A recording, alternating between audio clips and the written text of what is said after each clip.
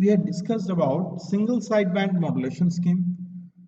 One of the problems associated with the single sideband modulation was that if there was significant low frequency or close to DC component, as in the case of video or digital data, then the architectures becomes quite challenging to implement in hardware.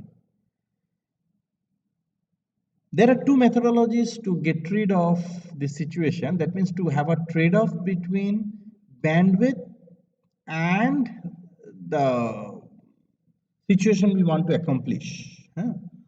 So we want to sacrifice the bandwidth. That means we want to use a bandwidth. If the message bandwidth was B, we want to use a message bandwidth slightly more than B. Yet not use a bandwidth of 2B, as was the case of double sideband modulation scheme, which was very efficient for this purpose. So that gives rise to something known as vestigial sideband modulation. We'll soon see that. Before that, we'll discuss about quadrature amplitude modulation, or known as short form known as QAM, quadrature multiplexing. This is also another terminology which is used to describe this scheme. In this scheme, however, you multiplex two signals, each of bandwidth B, over the same spectrum. That means you have a message signal M1T, which has a bandwidth B. You have another message signal M2T, which occupies, let's say, the same bandwidth B. When you translate or modulate the signal at a frequency around Fc, you use the total bandwidth of 2B, so Fc minus B, Fc plus B, and you use the spectrum of 2B around the center frequency Fc to accommodate both M1T and M2T, both the information content of M1T and M2T. This is the modulation. Similarly, in demodulation, you try to perform a procedure where you extract out from the multiplex signal, together they multiplex together, extract out the individual message signal. So in the simultaneous transmission scheme, so this is known as simultaneous transmission scheme. M1T, you have carrier frequency omega c passed through a 90-degree phase shift. You have cosine and sine. M1T in the presence of a balanced modulator with cosine gives you the in-phase component. So M1T cosine omega ct. M2T in the presence of the balanced modulator and sine omega ct gives you the quadrature channel, which is M2T sine omega ct. When you add them together, you have a summer and you get the final result M1T cosine omega ct plus M2T sine omega ct. You get a simultaneous transmission. So both modulated signals occupy the same band. However, they can be separated by synchronous detection. What is synchronous detection? In demodulation, we have the same signal, omega c, 90-degree phase shift, cosine and sine. The multiplex signal is passed through a balanced modulator, and you have a low pass filter where you choose M1T. Similarly, with respect to sine omega ct and the multiplex signal passes through a balanced modulator, and if you low pass them, you get the output which is M2T. You can multiply cosine omega ct here, and cos square is 1 minus cos 2 omega c. So you have M1 ct, and another is around the low pass would contain M1. Similarly, if you multiply cos and sine, it would be around 2 omega c. And like that's how you get M1. When you multiply sine for the second case, you get cosine and sine would give you frequency around 2 omega c, which is high pass. Sine square 1 minus cos 2 omega c. So that would give you actually after low pass the signal M2T. So demodulation, so this is quite widely used in color television transmission to multiplex this, information about the colors, the chrominance signals. Okay. However, there is problem associated with this multiplexing scheme when you see these two, the transmitter and receiver frequency has to be synchronized. Frequency and phase has to be synchronized together. So that's a very big challenge. If you have slight phase of frequency error, for example, if the local oscillator in the demodulator has a frequency of omega c plus del omega is the slight deviation in carrier frequency, the local oscillator, plus delta is a slight phase error compared to the transmitter, or if it is, so in that case you have a cosine, and here you have sine omega c plus del omega t plus delta. If you multiply them together, so you would get output of the I channel, this channel, instead of M1T would be, you just multiply them and do a low pass filtering, and you would get M1T cosine del omega t plus delta minus M2T sine del omega t plus delta. So instead of purely M1T, you get a component of M2T also in the I channel.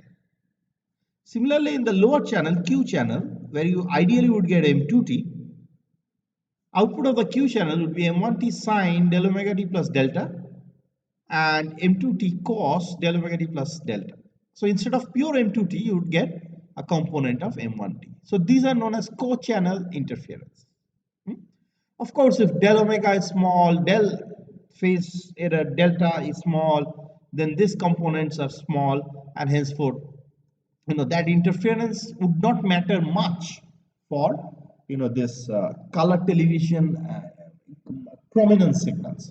Colors do not matter much to our eyes, but for data, for digital data, this interference is very critical. Or when you operate in low SNR condition, this interference is very critical. So you cannot afford actually to use this multiplexing scheme for a low SNR environment. There is another case. You see, simultaneous transmission. So you have basically two double sideband signals combined together, the lower sideband and upper sideband. If the upper sideband and lower sideband during transmission means after signal has been combined together and then power amplified and then radiated, that means through the propagation environment, then if there is this, there will be unequal attenuation, because at each frequency you will have different attenuations. That's the characteristics of the propagation environment. Propagation environment is not something which is very favorable for us, and that's why we communication engineers need to very carefully adapt to that environment. So it leads to crosstalk. So basically, when you receive a signal over here, you have probably the amplitude level of upper sideband and lower sideband. There should be mirror symmetry with each other. Their amplitude level may differ. So before passing through here, you have to actually do that equalizer at this stage. Otherwise, it will also lead to crosstalk. Okay. Pictorially, let's see how it looks. So you have two signals, M1T with spectrum minus B2B, M1F, M2T with spectrum minus B2B, M2F. When you combine them, so M1F translated, so you have like this, the I channel. That means when you combine using in-phase modulation, when M2T combined with a quadrature phase carrier component, quadrature channel, you have out of phase, so you have like this and you have like this, jy2 m2 f plus fc, and here you have minus jy2 m2 f minus fc. When you add them together, so this is what is transmitted.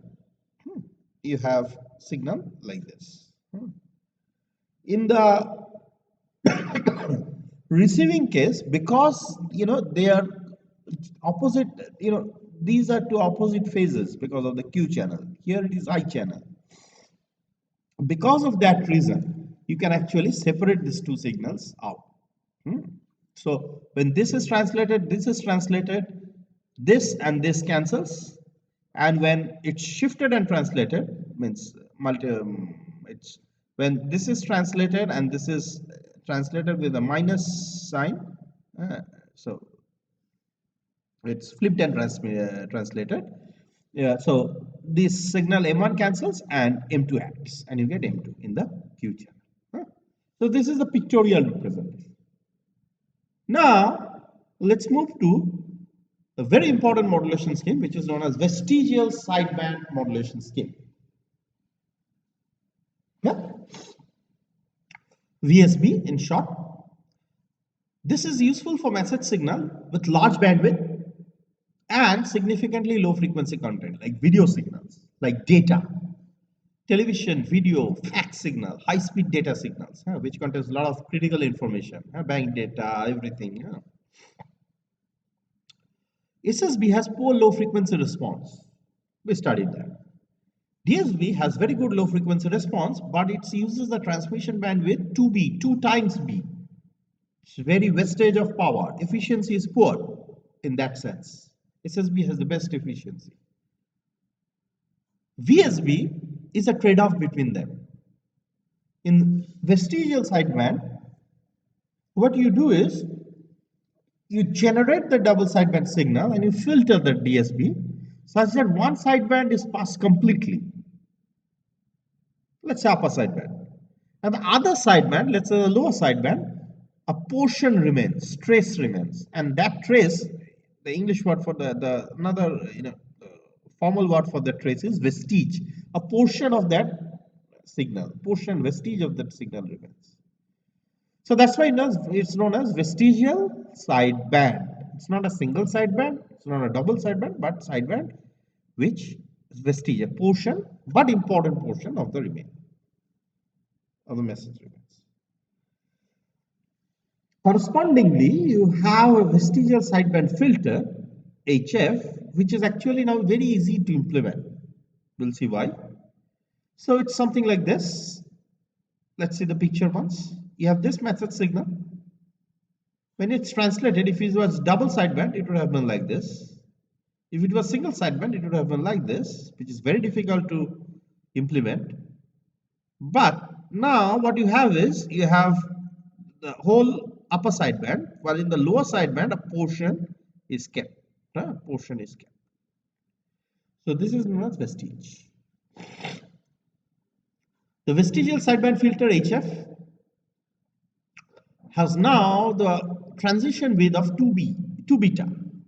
Beta is quite large, so it's very easy to implement. So it's something like this. So this is my beta. It occupies a bandwidth of W plus beta.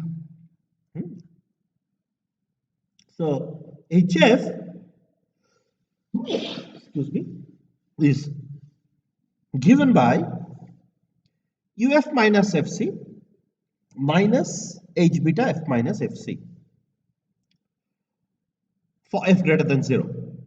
What is H beta? We'll soon see this, known as the vestige filter, basically. At F equal to FC, the value of HF is half. You see from here, the filter should look something like this. So FC, center frequency, you have two sidebands, lower sideband, upper sideband. Upper sideband mostly remains. Transition starts from FC minus FC plus beta. It slowly the filter slowly transitions from pass band to stop band. Stop band, let's say, starts at FC minus beta. So you have a transition width of 2 beta. The filter transition width high at that carrier frequency, 2 beta is quite high, means the filter is very efficient to implement, low loss, low order. At the center frequency FC, the value is half. The value of the filter is half. So this is HF is half at F equal to FC. So UF minus FC would be the step function minus a small change, a vestige change. That H beta would look something like this. So it's half here at center frequency. So when it's shifted to FC, so 1 minus half gives you this. So a small portion here, a small portion here, and it's anti-symmetric. odd symmetry. So H beta minus F would be negative of H beta F, as shown in this diagram here. So when this is shifted to FC and it's added to the shifted step function, you get this nice smooth vestigial filter.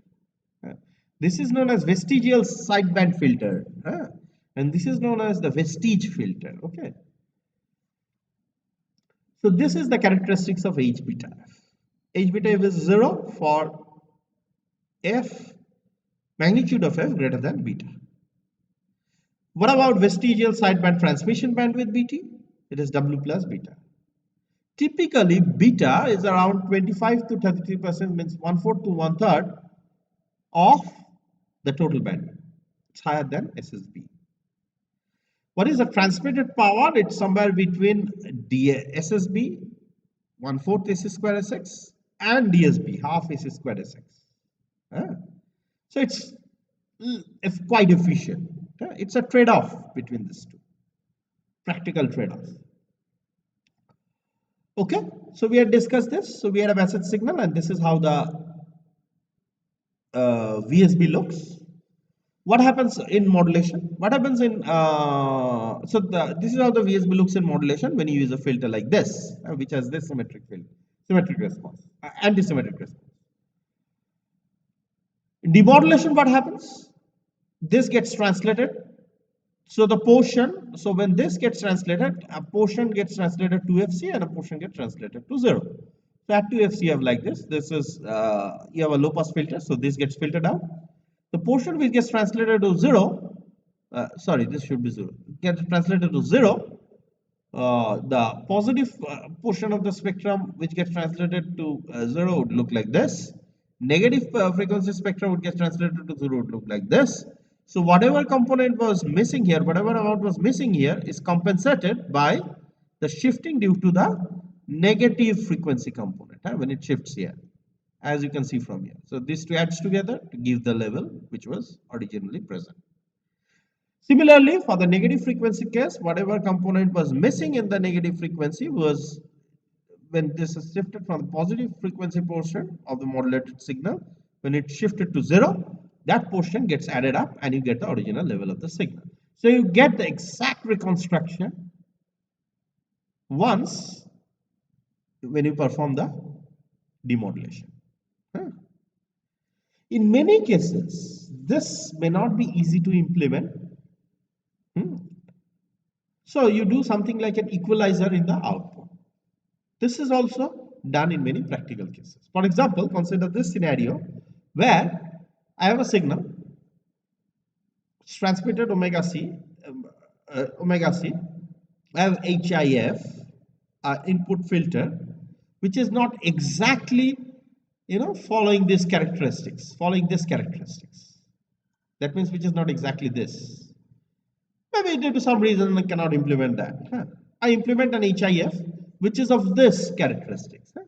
Let's say an example which is taken here for which has a characteristics like from 18 to 22. It's from 18 onwards it is 0. That means stop band. 18 to 22 is linear, and then you keep almost the whole of the portion preserved from 22 onwards. Let's say a hypothetical example. In the receiving case, when you receive the signal multiplied by omega ct, you now pass it through an equalizer, low pass equalizer H0F. This is done in high frequency portion, HIF. This is done in low frequency portion. This is very easy to implement. So in high frequency portion, I may not be able to very easily implement this filter because of the RF components, non-idealities, various things present. So I implemented something which preserved one of the bands and which attenuated the lower side band and so on and so forth, but may not exactly satisfy the criteria of the vestige filter. But I can very easily do that in low pass, in the low frequency portion when I do demodulation. So this is the vestigial demodulator filter now, or equalizer, vestigial equalizer. What is it? So it is basically 1 by HI. So this gets translated here, this gets translated here, and whatever is the net result, inverse of that. So 1 by the vestige filter HIF plus FC, HIF minus FC, this and this, 1 by that within the frequency band of minus B to B. So when you see this, when this two gets translated, so F plus FC, this gets translated here, and F minus FC gets translated here. It would look, so this preserves, this portion is preserved, and here this slope minus 22 minus 18, 18 to 22 gets added together, and you have a level which is like this. 1 by that, so this equalizer filter or vestige in the receiver would now look something of this sort, which keeps the magnitude 1 at other points. At this point where it is half, it is 2 times that. So this is H naught. Now whatever way I implement in RF range, I can always implement the corresponding whatever is with whatever components and everything. I implement somehow some a transmitter vestige filter. I can correspondingly design the equalizer because it's in the low frequency portion. I can probably implement in digital hardware. Very easy to implement. Okay, so this is another architecture for generating another architecture for vestigial sideband scheme. Okay, mathematically, the carrier signal XCT is half AC XT cosine omega CT minus XQT sine omega CT. So this mathematical operation, whatever we perform, when we perform this filtering operation and over the corresponding transmitted signal, now this is left as an exercise for you to derive. I have not derived, I have given the final result, but this would be done in the same way, in which we had derived for the SSB signal, time domain representation. In the SSB signal, the filter was ideal. Here the filter is non-ideal. Here it's a vestige filter. So quadrature message component, in-phase message component is XT, quadrature message component is XQT, which is X cap, the Hilbert transform of XT plus X beta T. X beta T is given by 2j integral minus beta to beta H beta XF by j omega t df. It is exactly in the same way in which we had derived the condition for the SSB. So this is an assignment for you to derive. So what you understand from here is beta much smaller than W. As beta approaches 0, it becomes SSB. If it becomes SSB, then this is, recall, XB, this is XT, and this is X cap T, recall? So X beta approaches 0, and VSB tends to SSB. For large beta, when beta is large, that means basically it cannot cross 2W. Beta cannot cross W, total bandwidth cannot cross 2W for a linear modulation. So basically you land up with something known as a double sideband, and you have only XT. XQ component goes to 0. So XQ component goes to 0 means this term tends to 0. These are two asymptotic cases. So video transmission uses VSB, plus we insert a small carrier. The unsuppressed carrier which is added actually allows envelope detection as in AM while retaining the bandwidth conservation. So that is an advantage actually what we do for in the case of video transmission. We have this VSB scheme. We'll soon see this, video transmission, how it is, how the schematic is. So small carrier is added.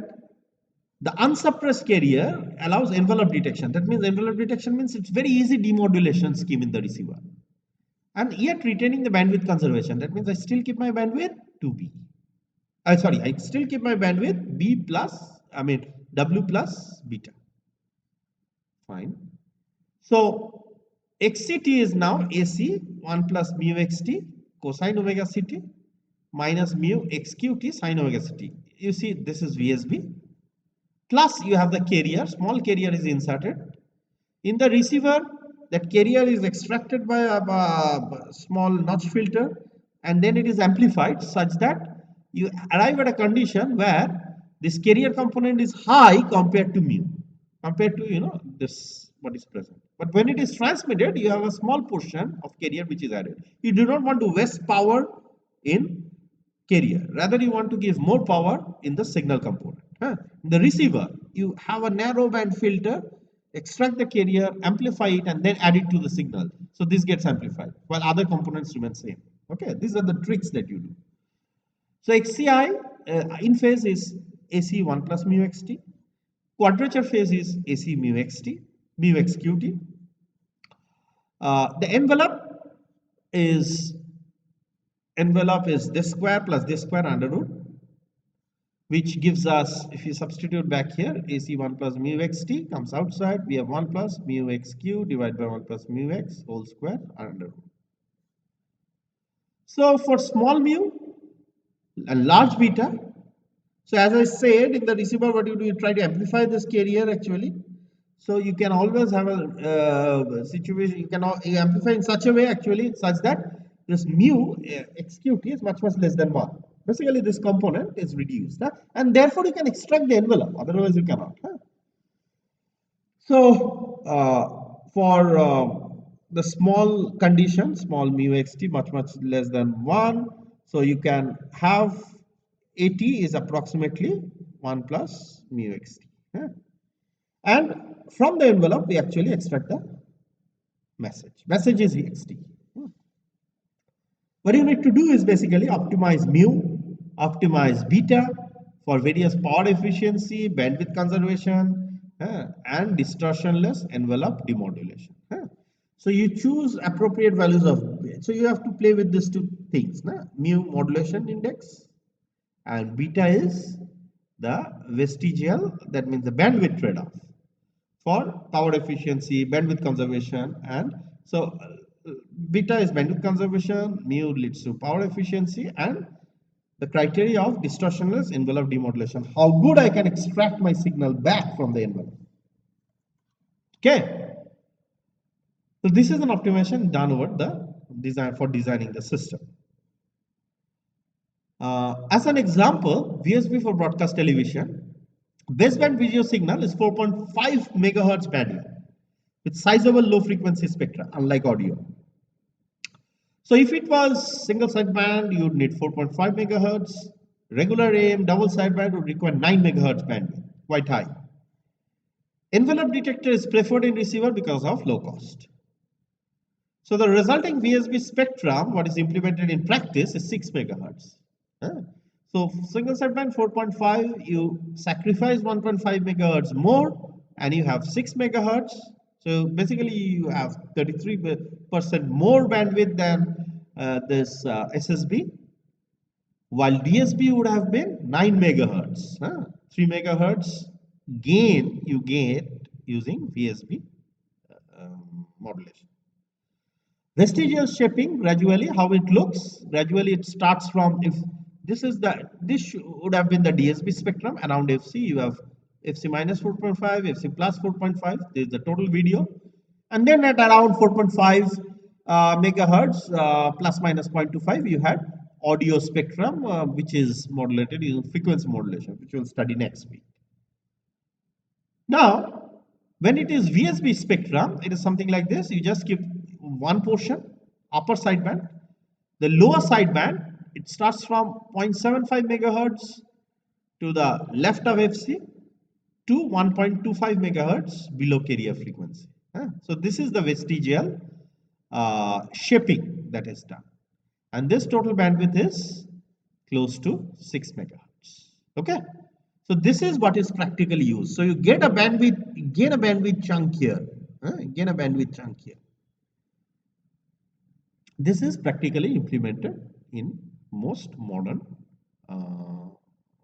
broadcast systems. Thank you very much.